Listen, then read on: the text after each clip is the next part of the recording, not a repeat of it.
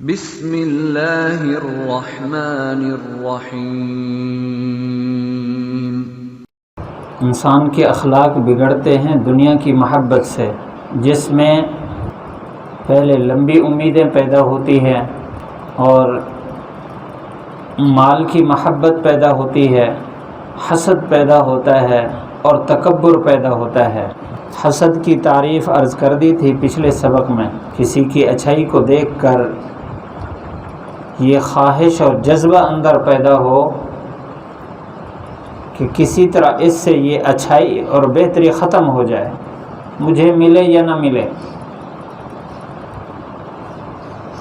اور اگر ساتھ یہ جذبہ ہو کہ اس کے پاس سے ختم ہو کر میرے پاس آ جائے تو اس کو کینہ کہتے ہیں، یہ اس سے بھی بدتر ہے۔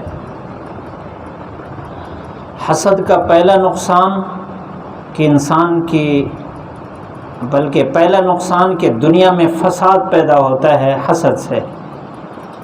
یہ عرض کر دیا تھا کہ دنیا میں سب سے پہلا گناہ ہونے والا حسد والا گناہ ہے، حسد اور تکبر۔ مخلوق میں سب سے پہلا گناہ جو ہوا ہے انسان کے پیدا ہونے کے بعد، اور جب انسان دنیا میں بسا ہے اس وقت بھی سب سے پہلا گناہ اس زمین پر حسد کا ہوا ہے۔ شیطان نے حسد کیا حضرت آدم علیہ السلام سے کہ خلافت تو مجھے ملنی چاہیے، اس کو کیسے مل گئی؟ میں اس کا زیادہ حقدار ہوں کہ میں نے ہزارہ سال عبادت کی ہے فرشتوں کے پاس رہ کر۔ اور آدم علیہ السلام کے دو بیٹے حابیل قابیل کو حسد پیدا ہوا حابیل کے بارے میں کہ اس کی نیکیاں قبول ہو رہی ہیں اور میری نیکی قبول نہیں ہو رہی، یا جو اس کی خواہش تھی وہ پوری نہیں ہو رہی تھی، جو کچھ حابیل کو مل رہا تھا اس پر اس نے حسد کیا اور قتل کیا۔ تو قیامت تک آنے والے جتنے قاتل ہیں سب کا گناہ اس کو بھی مل رہا ہے۔ اور دوسرا نقصان یہ عرض کیا تھا کہ حسد انسان کی نیکیوں کو کھا جاتا ہے۔ حدیث شریف میں واضح ہے، ساری زندگی انسان نیکیاں کرتا رہے ساتھ ہی حسد کرتا رہے، کھوکھلی ہو جائیں گی نیکیاں، ختم ہو جائیں گی نیکیاں، کھوکھلا جائے گا اس کا سارا محنت کا جو مواد ہوگا، اس میں کوئی نیکی باقی نہیں ہوگی۔ نماز کی شکل ہے اور اس کی اجر نہیں ہے کہ حسد اس کو کھائے جا رہا ہے۔ اگر کوئی آدمی پیدا ہوتے ہی سجدے میں چلا جائے، ساری زندگی سجدے میں رہے، یا اس کے پاس اتنا مال ہو کہ وہ مال لوٹاتا رہے، یا جیسے ہی جوان ہوا اور کندھے پر اس نے اسلحہ رکھا کافروں کے مقابلے میں ساری زندگی لڑتا رہے، ساری زندگی وہ روزے رکھے، ہر وقت بیت اللہ شریف کے سامنے بیٹھا رہے، عمرے کرے، حج کرے، اگر اس کے اندر حسد موجود ہے تو ساری نیکیاں اس کی برباد ہو رہی ہیں، کچھ بھی باقی نہیں رہ رہا۔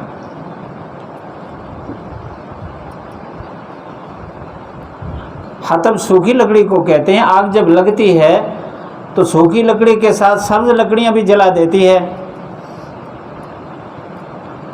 سوکھی لکڑیوں کو جلانا تو اس کے لیے کوئی دیر نہیں ہے، حسد ایسے جلا کے رکھ دیتا ہے، پتہ ہی نہیں چلتا، ساری ہڑپ کر جاتا ہے نیکیاں۔ اور تیسرا نقصان کہ اس کا جو اندر کا جذبہ ہے کہ اس کے پاس سے نعمت ختم ہو جائے، مجھے ملے یا نہ ملے، اس کا یہ جذبہ کبھی بھی پورا نہیں ہوتا۔ تو جب پورا ہی نہیں ہوتا تو اس کے حسد کا فائدہ کیا ہوا، اس کے اندر کے جذبے کا فائدہ کیا ہوا؟ پورا ہی نہیں ہوتا۔ اب آدم علیہ السلام نے حسد کیا، خلافت مجھے ملنی چاہیے، اللہ تعالیٰ نے خلیفہ آدم علیہ السلام کو کیوں بنایا؟ تو قیامت تک اس کو مل گئی خلافت، مردود ہو گیا، کبھی خلافت تو نہ ملی اس کو۔ اور قابیل جو کچھ طلب کرتا تھا حابیل کو قتل کر کے حسد کے ذریعے سے جو خواہش رکھتا تھا نہیں ملے اس کو۔ قیامت تک یہی اصول ہے کہ حاسد کو وہ چیز نہیں ملتی جس کے بارے میں حسد کر رہا ہوں، کیونکہ نحن قسمنا بینہم معیشتہم فی الحیات الدنیا، اللہ تعالیٰ فرما رہے ہیں ہم نے تقسیم کی ہے دنیا کی یہ ساری عزتیں، سارا رزق ہم نے تقسیم کیا ہے سب۔ اوہ آپ ایسا نہ کرو، بیٹھ جاؤ، دیکھو چوٹ لگ گئی، آرام سے بیٹھ جاؤ۔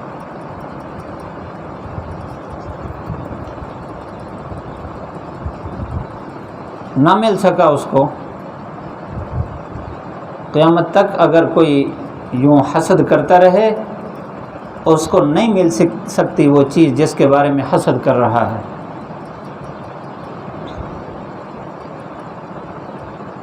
دیہات سے آئے تھے، یہ محمود و ایاز کا جو قصہ مشہور ہے۔ ایاز کون تھا؟ ایک دیہاتی آدمی تھا، ان پڑھ۔ اس کا ابا اس کو لے کر آیا محمود غزنوی کے پاس کہ خدمت کے لیے میرا بیٹا قبول کر لیں۔ بڑا وسیع ظرف آدمی تھا محمود غزنوی، نیک صالح بادشاہ، غریب پرور، بڑی صفات والا۔ اس نے اس کو قبول کر لیا۔ کچھ دن جب معاملات دیکھے، اگرچہ دیہات کا رہنے والا تھا، ان پڑھ تھا، اس کے اندر بڑی بڑی صلاحیتیں محسوس کی، اور قریب کر لیا۔ اور جو تھے وزراء جو پہلے قریب چلتے تھے ان میں حسد شروع ہو گیا،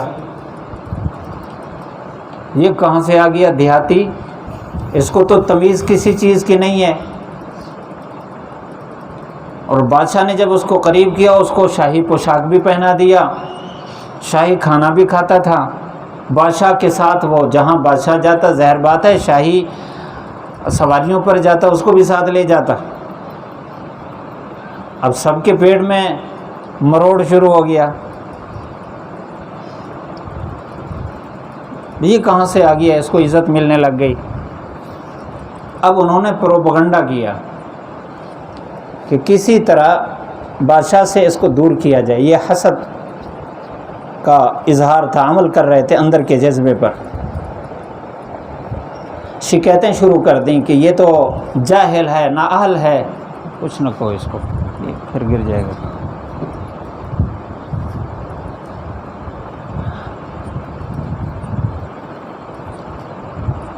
ایک دن محمود نے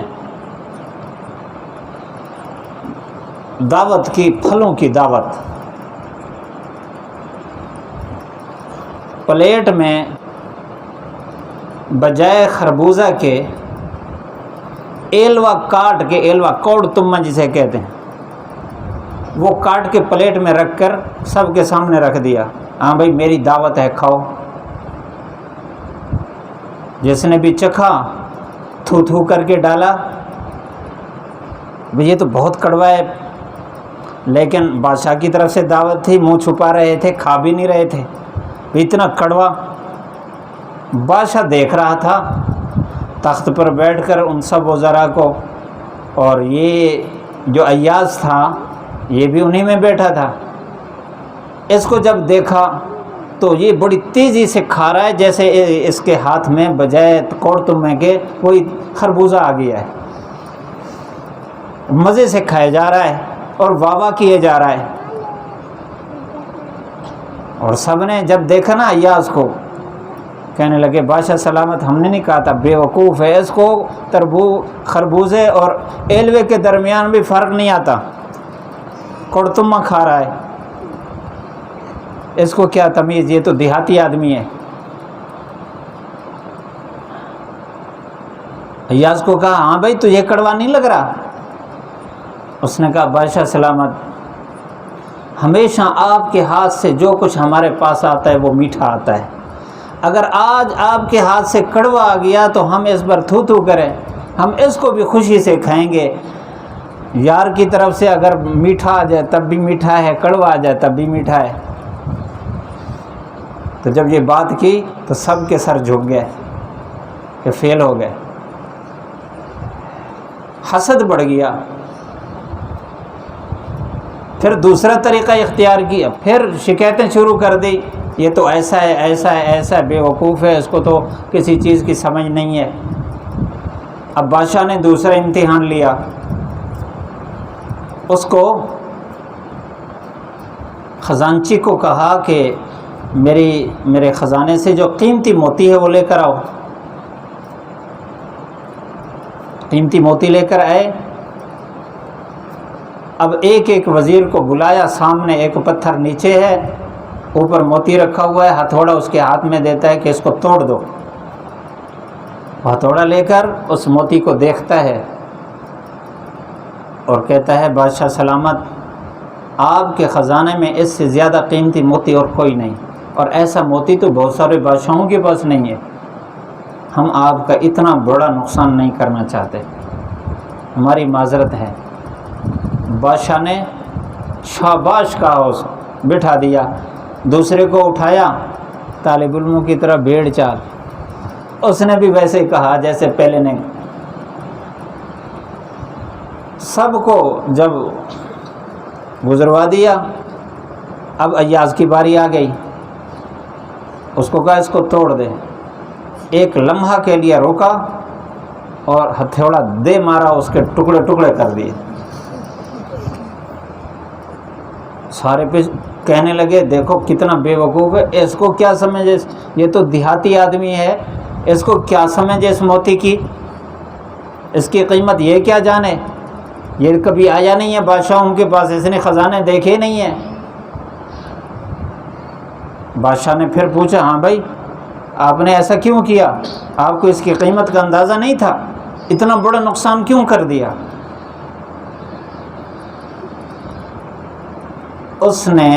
میں نے اپنے شیخ سے یہ واقعہ سنا، اس میں فرما رہے تھے کہ ایاز نے سب سے پہلے اپنے آقا کے سامنے ہاتھ باندھے اور کہا کہ بادشاہ سلامت غلطی ہو گئی ہے، مجھے معاف فرما دیں۔ بادشاہ نے کہا چلو معاف کیا ہے، لیکن آپ بتائیں ایسا کیوں کیا؟ اس نے کہا کہ بادشاہ سلامت میں نے موتی اٹھا کر ایک لمحہ سوچا، اپنے عقل کے ترازو سے وزن کیا کہ میرے آقا کا حکم ہے ایک طرف، دوسری طرف ہے یہ موتی، اس میں سے ایک کو چھوڑنے سے دوسرا ٹوٹے گا، اگر موتی کو باقی رکھتا ہوں حکم ٹوٹے گا، حکم کو باقی رکھتا ہوں موتی ٹوٹے گا۔ تو میں نے جب وزن کیا تو مجھے آپ کا حکم اس موتی سے زیادہ قیمتی لگا، اس لیے میں نے موتی توڑ دیا، آپ کا حکم نہیں توڑا۔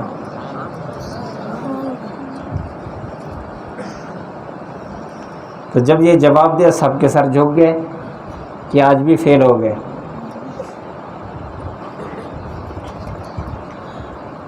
اب کیا کریں، یہ تو مزید قرب حاصل کرتا جا رہا ہے، بڑھتا جا رہا ہے۔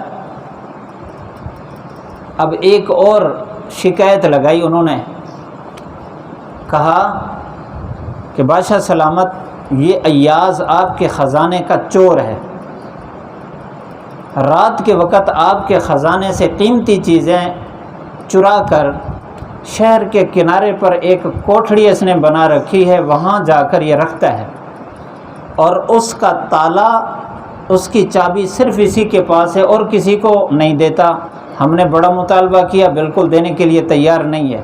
یہ چور ہے، آپ کے خزانے سے چوریاں کر رہا ہے.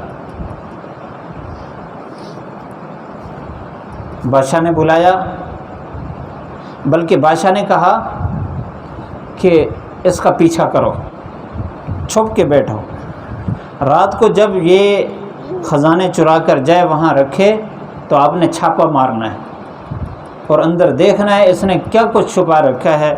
جو خزانے ہوں اندر وہ سارے اٹھا کر میرے پاس لے آنا اور اس کو بھی پکڑ کر لانا. اب ایاز تو روزانہ اس کوٹھی میں جاتا تھا، یہ چھپ کر بیٹھ گئے. رات کے وقت ایاز نکلا وہاں سے اپنے ڈیوٹی کر کے. جب محمود سو گیا، اپنا آقا کی خدمت سے فارغ ہو گیا، تو وہاں سے نکلا، اس کوٹھی کا دروازہ کھولا. جیسے اندر داخل ہوا، یہ چھپے ہوئے تھے، فوراً پیچھے سے داخل ہوئے، پکڑ لیا. اب بتی جلا کر دیکھا، اس کوٹھڑی میں 3 چیزیں ملی.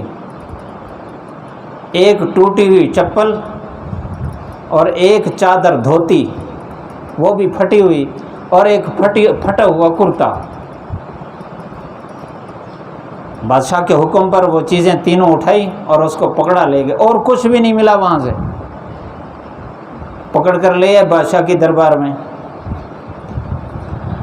تو بادشاہ نے پوچھا، ہاں بھائی آپ روزانہ جاتے ہو وہاں، تو کیا ملا؟ انہوں نے کہا کہ یہ 3 چیزیں ملی ہیں اور تو کوئی چیز نہیں ملی، پتہ نہیں کہاں اس نے دفن کر رکھی، ہم نے تو بڑا تلاش کیا. بادشاہ نے پوچھا، ہاں بھائی بتاؤ آپ کیوں جاتے ہو وہاں اور کیا چیز وہاں چھپاتے ہو؟ اس نے کہا، بادشاہ سلامت، میں آپ کے ساتھ چلتا پھرتا ہوں، آپ کے ساتھ کھانا کھاتا ہوں، آپ نے لباس پہنایا وہ پہنتا ہوں. میں انسان ہوں تو اس لباس کا اثر میرے اوپر ہو سکتا ہے. تو میں رات کو جاتا ہوں اس کوٹھڑی میں جس لباس کے ساتھ آپ کے پاس آیا تھا، آپ نے وہ لباس اتروایا تھا اور مجھے شاہی لباس پہنایا تھا. میں نے وہ لباس اٹھایا اور اس کوٹھڑی میں جا کے رکھا. میں روزانہ جاتا ہوں، جا کر اس لباس کو پہن کر کہتا ہوں، ایاز تیری اصل یہ ہے. یہ تو بادشاہ کا احسان ہے کہ تجھے اس نے اپنا قریب کیا ہے. تو میں اپنا وہ لباس پہن کر روزانہ سوچ کر اپنی حقیقت اور اصل کو سوچتا ہوں، اور اس کی برکت سے سارا دن میں آپ کے احسانات کا شکریہ ادا کرتا رہتا ہوں. اس کے علاوہ تو میں نے وہ کوئی چیز نہیں چھپائی. جب یہ بات سنی تو وہ جو معترضین تھے ان کا سر پھر جھک گیا. تو میں یہ عرض کر رہا تھا کہ جو حاسد ہوتا ہے اس کے اندر کا جو جذبہ ہوتا ہے اس کو کبھی بھی نہیں پا سکتا. تو کیا فائدہ اس حسد کا؟ فساد بھی برپا ہوا، نیکیاں بھی چلی گئیں، اور جس چیز کے اندر اس نے حسد کیا ہے کہ یہ مجھے مل جائے وہ بھی نہ پا سکا. اللہ تعالی ہمیں اس بیماری سے حفاظت نصیب فرمائے. انشاءاللہ موقع بنا تو اگلے مجلس میں اس کا علاج عرض کریں گے کہ جس کے اندر حسد ہو تو وہ کیا علاج کرے، کیسے اس حسد سے بچ سکتا ہے.